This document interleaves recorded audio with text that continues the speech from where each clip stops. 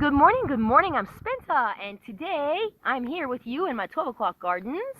You are looking at my winter sage. I hope you're having a beautiful day so far, and when you watch this video, I hope you learn a little bit more about becoming self-sufficient, as you've asked many questions about why and how things stay green and things die. I'm trying to show you guys an example of that. Great example is my 12 o'clock garden. My 12 o'clock garden, I planted many items here, and as I will be going around, I will be going through what's what.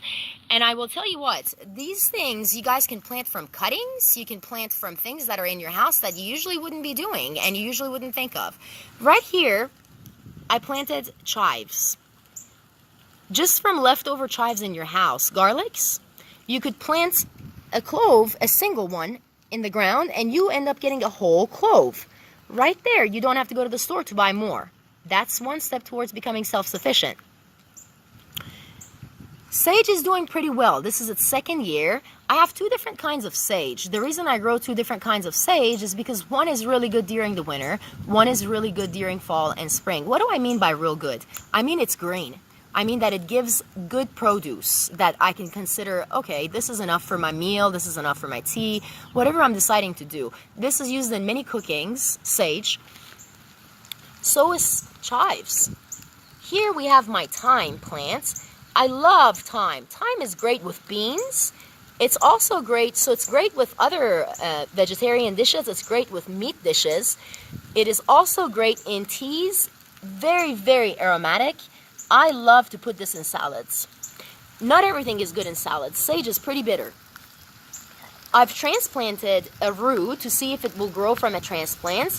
Found out, yay, it did grow. So this is not edible. However, it's a perennial. It'll look really beautiful once it's going. Yes, about my pests. If you guys are new to my channel, please take a moment to view my content and don't forget to hit that subscribe button. You guys go ahead and check out my videos on pests, right? I believe it's a very good idea to plant some items for your pests. I have bunnies, squirrels, and possums that come and go. Here, I've planted some kale. This morning when I came out here to look at my garden, I saw a very, very cute bunny.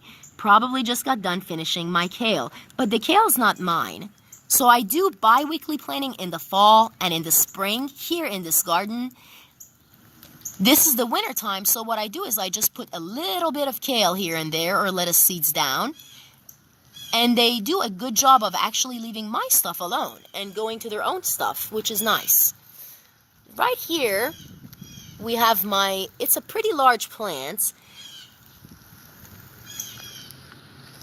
A bunch of my plants go in dormant mode, guys. That's why they look dead. They're not really dead. Right there, this is my spearmint, and it's actually a good one. It's not one that runs.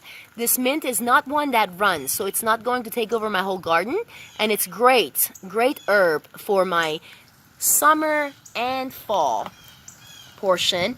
Right here, this plant is the best plant. This plant is the best plant. Not that my other plants aren't the best plants, but this is a very good plant. Let's talk about why lavender is a very good plant. Lavender brings in bees, butterflies, and many other things to your life. It gives beautiful lavender flowers during the fall, attracts bees, attracts butterflies. It's very good to have in your garden, because it helps pollinate all the other plants that are in your garden. Lavender is aromatic. It's one of my favorite herbs to use in a tea. I love making tea with lavender. It's great to cook with. They used to use it in making perfume and many different oils. They still do use it.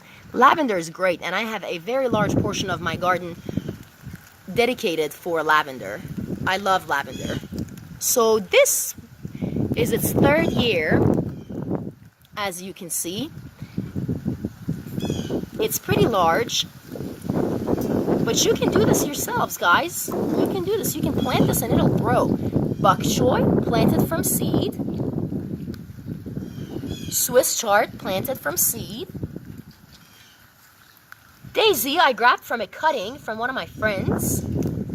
I asked her if I could have some, and she said sure. She had a plant that was 1 foot by 2 feet wide, and I said, may I have a few? And she said, sure. I grabbed 7 and I planted them at different places in my gardens, and they are now becoming large enough to be their own 1x2. Guess what? This gives beautiful white flowers, and the flowers bring in a lot of butterflies, different butterflies. I've learned that different flowers bring in different butterflies. Therefore, must add flowers as an addition to your gardens, because they do bring in the pollinators. That right there is my favorite type of carrots. Have you guys ever had those miniature little itty bitty carrots? This is what those are. Oh, so delicious. So delicious. So I do use the garden area in the wintertime pretty good. Right here, for example, this is lemon verbena. It'll be really green and all over the place when it's summer and spring and fall, but during the wintertime it doesn't do so much. See, it looks dead, but it's really not dead. I love the wood chips, and I definitely love the leaves because they are insulators. Hello there. We have a little bitty, itty bitty, small, tiny, growing cauliflower. This is what most of you guys are used to having. It's this kind of sage. This sage is really good during the summer and fall. Different than the other sage. See how skinny it is? It's because it's the winter time. If it was summer, it'll be doing much better. And also, this is its first year, so it's doing pretty good. It's from a cutting also. Here we have parsley. I love parsley. I grow it from seed. I have parsley all over the place. Here is onion from onion cutting in the kitchen. Growing onion chives. Very easy to grow seeds. Grow plants out of seeds, not grow seeds. Well, you can actually grow seeds because your plants, like this oregano right here, this is Italian oregano. It gave me lots of seeds in the fall. So you just cut off the top and you have beautiful green oregano, which is very good in cooking many different dishes, along with teas if you like to put it in tea. I do. Right here, leaves once again serve as great insulators. Great insulators. See guys, this is my beautiful running oregano. It's running all over the place. It's like I'm going to be running. I'm a runner. Runners are good. Runners are good if you want them. Okay? This is my only runner here, and I like it, so I'm keeping it. Be careful with runners. Some mints can be runners. It means it takes over. Right here, more parsley. Hi, as I mentioned, I'll be going through parsley. And here I am, ending my winter garden video with my beautiful rosemaries. My goodness, they grow amazing. And you can grow this from a cutting. Great herb. One of the old ancient herbs. And my 12 o'clock garden has all the herbs in it.